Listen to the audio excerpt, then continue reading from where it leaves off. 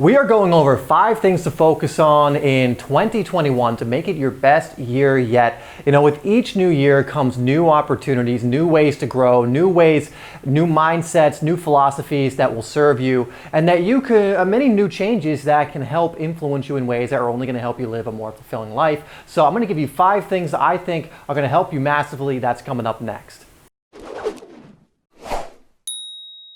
Hi there, my name is Dave and this is HeartSpace if you're new to the channel, where we create videos every single day from my heart to yours to help you live life in your ways. If that sounds good, make sure you hit that subscribe button and bell icon so you don't miss any of the videos that we release. Now I want to give you 5 ideas and 5 things you can do in this upcoming year, in this year of 2021 that's just started, so that you can have more success, so you can have more fulfillment, so that you can just start living life more on your terms. Now some of these things might seem a little bit intangible, but I promise you that the more you do these things, the more that actual physical results will come in.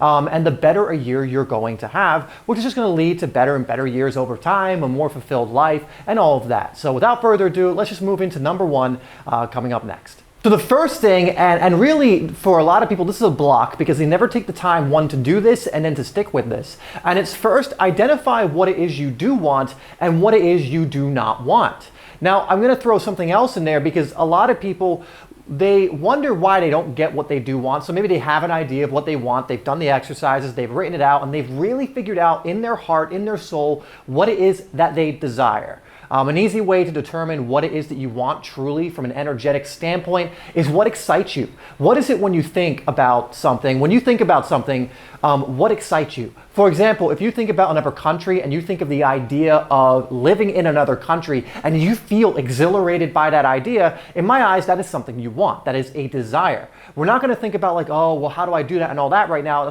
We're not at that point. So don't even worry about that. But what is it that when you initially think about it, gets you excited? These are the things that you want.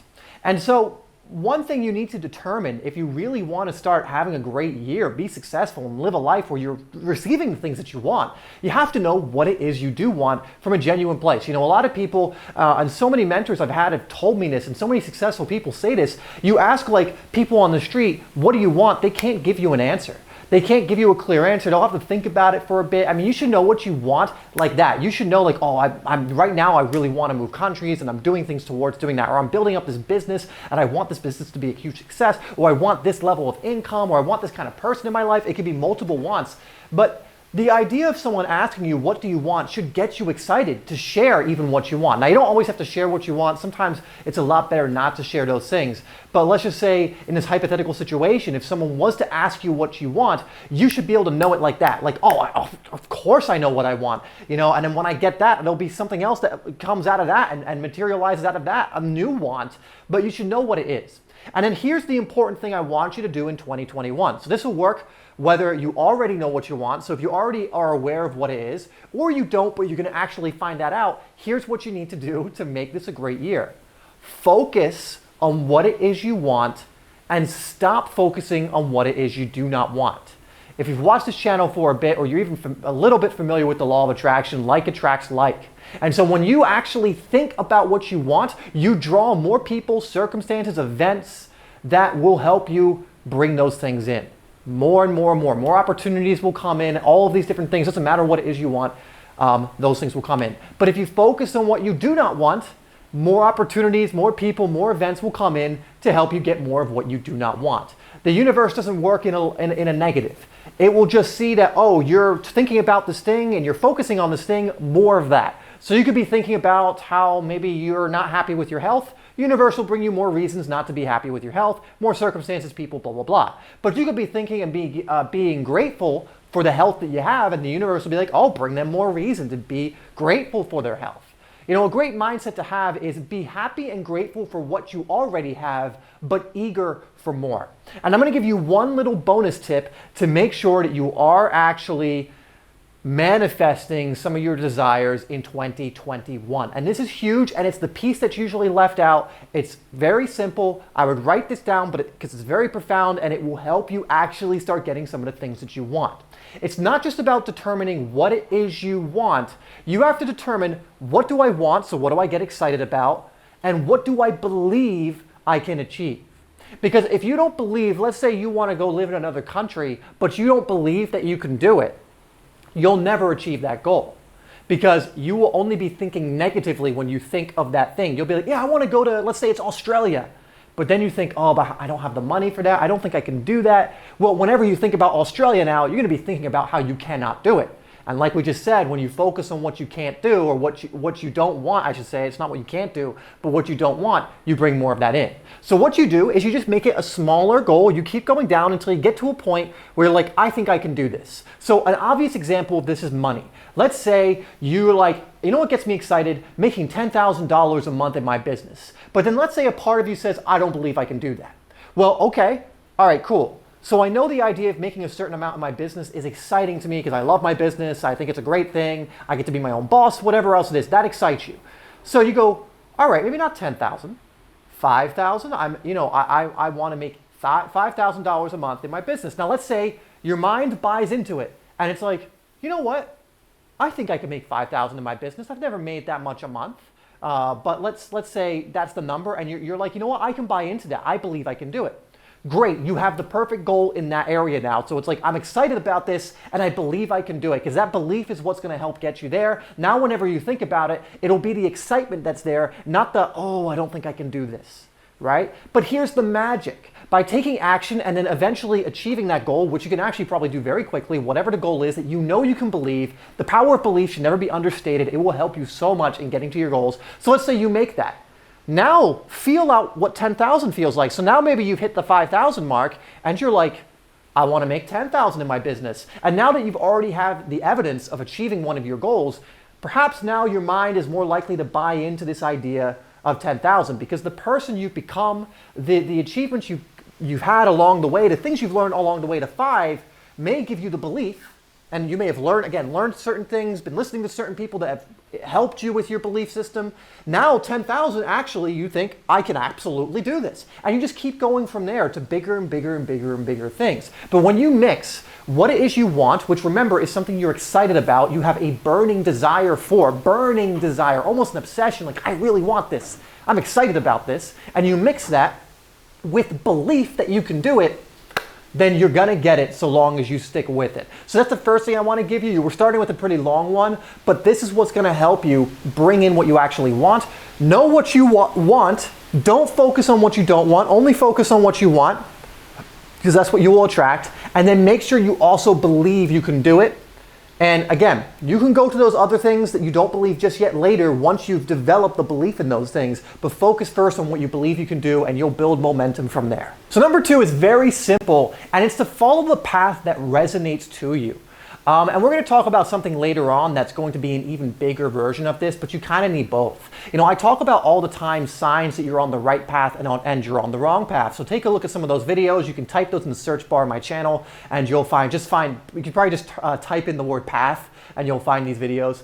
But these videos go over how to know if you're really on the path that's good for you. Now, these are not specific paths, like I'm like, this rigid path that's, you know, what already been laid out is for you. It's always gonna be unique to you because it's gonna be what resonates from your heart and your soul and your intuition. And you'll know if a path is right for you, or even just a simple decision during the day, because your instincts, your intuition, I should say, will tell you whether it's a yes or a no.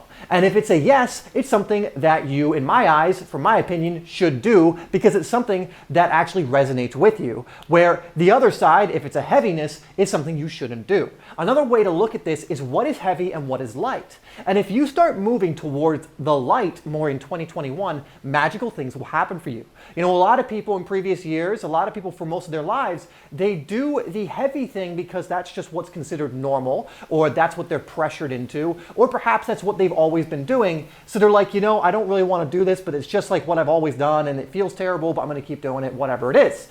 If you change that and you move away from what's heavy, and again, this is coming from the heart and soul, you know, there's things that your mind can sometimes trick you into thinking this is heavy, but it's actually light. Resistance, by the way, doesn't mean something is heavy. For example, it might be you have to be challenged to go down your heart path, and there's some resistance because you have to overcome something, and your ego might come in and be like, oh, it's heavy, don't know. That's a little bit different. That's not what that means. But if you know that it's your heart speaking to you, your intuition, and it says this is heavy, move away from those things. Start cutting out the heaviness in your life this year and start moving towards the lightness and filling yourself up with the light, and you will have a radically different year this year than any other, especially if this is the first time you started doing this. So remove the heavy from your life this year, move towards what feels light intuitively, and it will make a world of difference. Again, this might seem a bit intangible until you do it. Once you start doing this, you'll start to realize, holy crap, this makes a massive amount of difference in my levels of happiness, fulfillment, the things coming in,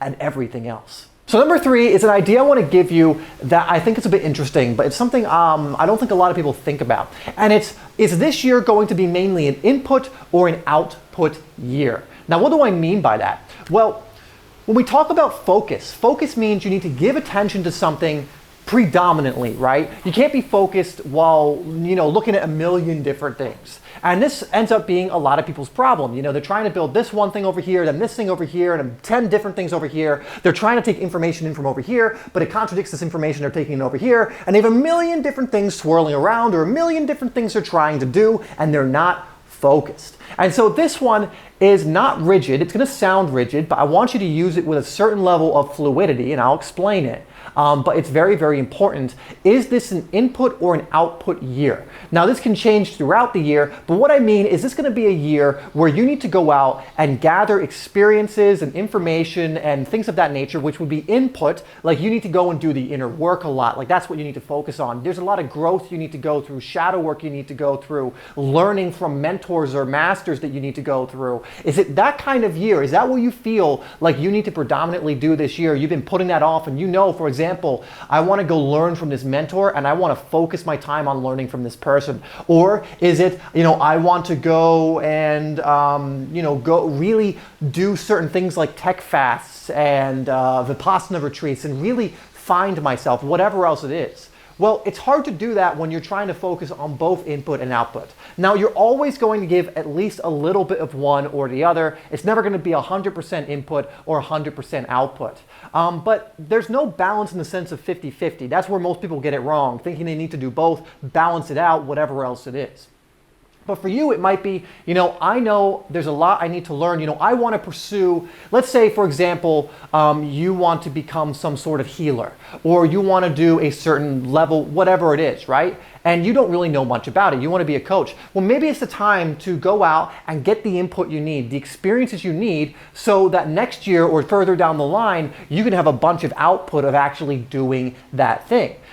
For example, we can use a mainstream example. Going to college to get a degree, the idea behind it is you're going to college to gain a lot of input, to gain inner experiences in the real world, whatever else it is, so that you can get a degree that says this person has received the input and now they're ready for output. So let's say you go to become a therapist, you go to college, you get a little bit of work in the field, you learn all these different things, and then you have your own practice or something else afterwards. I mean, that's a general idea. It doesn't always work out that way, but that's what I'm talking about right here. And usually you can feel out what it's going to be. Now, again, I'm not preaching rigidity. So it might be 3 months into the year, it's all input for you, and then you intuitively go, I need to do output. So let me give you an example for myself. These last few years, especially 2020, 2019, was huge input years for me. Now, that doesn't mean I wasn't doing output. I was creating videos, I was doing things for my business, but I would say 70 to 80% of my time was focused on input, on learning from mentors, on learning from people I trusted, and learning skills that I knew were going to benefit me later. And moving into 2021, I actually feel intuitively this is going to be more of an output year. In fact, one of the biggest inputs that I had coming in from 2020 is I joined a program from a mentor of mine, which has been going on the whole year. And because of how that has changed me and transformed me and how well it has gone, I applied to be a trainer of this program, got in, and so for 2021, I'm going to be doing output in that way. Does that mean I won't be learning things? No, I'll be learning plenty of things, but it's going to be more about, okay, I know enough now, I'm going to continue learning, but it's time to go out there and make things happen. It's time to allow plow things through me. It's time to make a dent in the universe, so to speak, or it's time to actually contribute more and put in a lot more action, right? But that's only coming after a lot of that time when I was bringing in input. So what kind of year is it for you? For some people, it is they need an output year because they've just been sitting on stuff and they haven't taken much action. And for a lot of other people, they've been fumbling around in the dark, trying a billion different things, never had a mentor, never actually gotten direction, and they need to have more of an input year where they're receiving guidance and where they're having people help them in learning what they need to learn.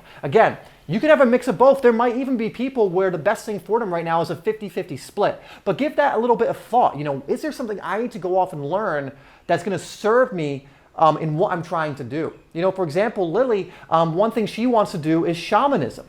And in order to do that, you need to go find a shaman. You need to go find someone that's going to be able to teach you that things. So it's probably going to be more of an input year learning, and maybe at some point output, who knows? But in those kind of endeavors, you need to go learn how to actually do the thing. Yes, you need to practice it, yes, and all that, but you're not going to have people in front of you actually doing that until you really know what you're doing, until you've had some experience, etc., etc. So keep that in mind. You know, actually think, you know, what would benefit me most to focus on most this year? Input receiving or output giving, right? And again, it's not that one's better than the other. It isn't. Life works in cycles and seasons. There will be some years where you're just doing that. There'll be some years where it's a mix of both, and there's some years you'll do the other one. It doesn't really matter, but understand where you are in that cycle and really focus on that. And again, 4 months into the year, you could have been doing a bunch of output and realize I need a few months of input. Again, it doesn't have to be this yearly thing, but keep that in mind, and you will find that one will resonate with you more than the other, unless, again, usually doesn't work this way unless there's like a 50-50 split. Doesn't usually work that way. However, just feel out for what that is for you. Number 4 is focusing on your consciousness level. And this is a very, very real thing. Now, you're on this channel. This channel is called HeartSpace. We talk about things like angel numbers and how to be a light worker and all of these, what others would consider woo-woo, spiritual kind of stuff, right? So I assume when I say levels of consciousness, you're not going to run away and be like, what are you talking about, hippie? You know, whatever else it is, right? And so just to describe what I mean is there is an actual science to consciousness. Different energetic levels at certain levels on a map of consciousness. I like to use the work of David Hawkins to explain this. I also like Tom Campbell, who explains low entropy versus high entropy. Low entropy being closer to the energy of love, the lower your entropy, high entropy being fear. David Hawkins has a comprehensive scale on this, fear being a low dense energy, like also we talked about removing the dense energy, going towards the light energy, love and even higher levels of energy being very vibrant, right? And so if you are not aware of these things, if you are not too familiar with the research on consciousness, on the implications in your life of consciousness, I would recommend this year getting very familiar with it, especially as humanity goes through these different levels of evolution. You know, we've had a great awakening in 2020. You know, there's going to be other things like this. And just by raising your own consciousness, you actually help the collective. The more people that are operating from low entropy or love or higher in the consciousness scale, the better the collective consciousness, the easier it is for other people to kind of move into that energy. And so this year, I really would focus on doing that because your life only stands to improve and the lives of others. You know, it all starts to build momentum and improve all together. We're all connected, but your life starts to improve not only when you become aware of these different levels, but you learn how to keep yourself in the higher levels, in love, in peace, in gratitude, in joy, in this level of emotion. If you learn, and it's very easy to learn, but you actually go out, become aware of what those levels are and keep yourself in those higher levels, lower entropy for longer periods of time, your life improves. It has to. It automatically improves, right? And so this is why I always recommend people read the book Power versus Force and focus on these things. And so this year, again, if it's something you're not really familiar with, and you haven't really been focusing on, if you really want to improve your life while also helping improve collective consciousness and everyone around you, that which you are and connected to, then I would take a look at that. A great resource, once again, is Power versus Force, unbelievable book by the late David Hawkins, and you're going to love it, and it will also, again, help you in so many different ways. Number 5 is taking leaps of faith. And so many people delay their leaps of faith. So many people put off the thing they truly, truly, truly want to do And usually it only takes like a simple like action. Usually it only takes like one decision. But I think 2021, especially for those who haven't done this, it's time to take the leap of faith. There is no time like the present. There is no reason to wait. You will always be protected if this is something coming from your heart, if this is something that your intuition is pulling you towards. And I can tell you this too, nothing will help your life move faster towards the things that you want, to being fulfilled, than taking leaps of faith. You know, when I moved to Thailand, that leap of faith was one of the best things I ever did and led to so much in my life. Getting in a relationship with Lily was one of the best things I ever did and led to so many great things over time. You know, I took a leap of faith just before 2020 to get into a course that cost me almost all of my money, and I'm so glad I did it. I took a leap of faith a few weeks ago to then become a trainer of that program. Again, taking a huge amount of my money, but knowing that it's going to be fine because it's in my heart. Now, I'm not telling you to be reckless. You're not being reckless. This does not just mean you're trying to shift things and change things just for the sake of it. What it means is there is something you're being pulled towards, and it's something that might be very different than your current worldview or how you're currently living, but you know it's in your heart. You know it's something that you resonate with. You know it's your intuition. We're not talking about like, okay, so I'm supposed to mix it up. I'm supposed to take leaps of faith, and then you do something you're not even interested in because it's radically different than the way you're living now. That's not what I'm saying. I'm saying you're being pulled toward these things. You know, all of the leaps of faith I've taken have always been things that have been exciting to me and have resonated and required me to not always take like massive action. You know, moving to Thailand at the end just required me to make sure I could afford a plane ticket, and then buying the plane ticket, and then getting on the plane, and then voila, I was here. But we build up these things like they're a big deal in our minds, right? And so when you take the leap of faith, your life automatically changes. When you actually take the leap of faith, so much can come out of it. Now, the thing is, when things are unknown, people get scared. They're like, well, how's it going to turn out? And I always find this to be a very negative thinking level thing. But instead of thinking, how is this going to turn out? Like, what's going to happen? Think of it this way. I have no idea what's going to happen. What's going to happen? This is so exciting. What could possibly come out of this? I'm going to move to a different country. You know, I might meet these cool people, go on these adventures. You know, why not think of it from the positive level of things instead of like, you know, what if I get stuck there? You know, what if I don't have enough money and I run, you know, all this different stuff, right? Again, you will get what you focus on.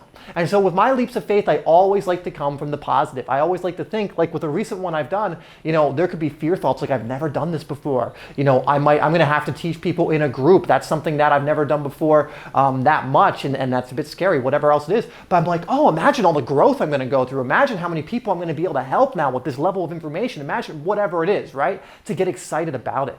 But if you've been delaying a leap of faith, have you? Have you been delaying a leap of faith? Is there a thing you know you want and you've been pulled towards and you haven't done it yet? Let's make 2021 the year you do it. In fact, let's make January in 2021, if you're watching this in January, the month of the year that you do it. If you're watching this in March, then make it March. But take the leap of faith. If it's coming from your heart, I promise not only will you not regret it, but you will be so thankful looking back that you did it. So I'm going to throw in a little bonus one for you. We kind of mentioned it a little earlier, but it's to feel good now.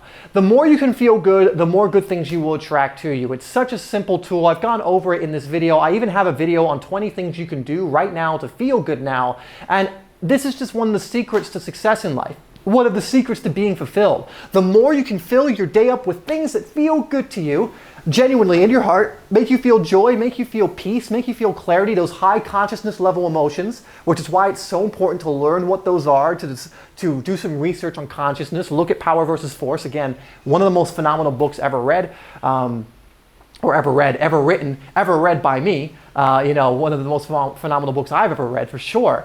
But learning that and then keeping yourself doing things that keep you in that level of emotion is so crucial to your success. And you're just going to love the process, love what comes in, and love your life for the most part, right? And so if you really, really want to make this your best year yet, focus on what makes you feel good from that level. Focus on the things that put you in the energy of love and peace and gratitude and joy. And the amazing thing about that is it's so simple.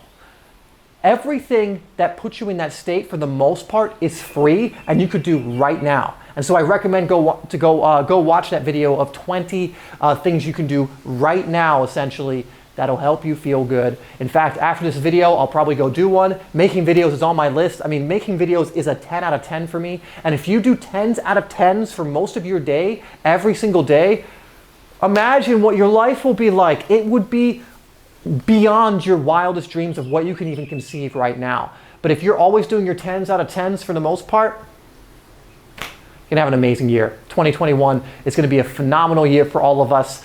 Thank you so much for watching this video. As always, you are loved. I appreciate you so much for being here, for being with me for another year, allowing me to bring these videos to you to help you, to facilitate your growth in some way, shape, or form.